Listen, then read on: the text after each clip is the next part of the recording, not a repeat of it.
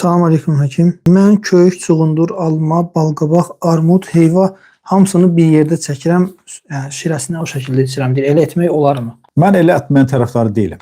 Ümumiyyətlə bitkilərin bir anatomik forması var. Meyvələr meyvələrə daha çox yaxın olur. Kökümsovlar kökümsovlara daha çox yaxın olur. Məsələn, çuğundur kök qarışımı daha çox faydalıdır. Nəinki çuğundur kök alma qarışımı daha çox faydalıdır. Düzdür, bu bəzi insanlar zövqə görə alma istəyir qatmaq. Məsələn, heç içməməkdən elə alma qarışdırıb içmək daha yaxşıdır. Amma içə bilirsinizsə əgər sizin üçün yəni bu problem deyilsə, elə çuğundurla kökü bir için. Alma ilə armud, şaftalı bunları da bir için. Balqabağı tək də içə bilərsiniz. Balqabağı da hər hansı bir almaya zada qarışdırıb da içə bilərsiniz. Balqabağı köklə də içmək olur. Yəni kök də vermir. Balqabaq kök çuğunduru da belə içmək olur. Bu da kök vermir. Amma ümumiyyətlə meyvə ilə meyvənin qarışımının sokunu içmək daha çox faydalıdır. Kökümsovlarla kökümsovların bir-birinə qarışımını içmək daha çox faydalıdır. Eyni zamanda bunların tərkibləri də bir-birinə yaxın olur. Bax, məsələn, köklə çuğundurun tərkibləri bir-birinə daha çox yaxındır. Nəinki köklə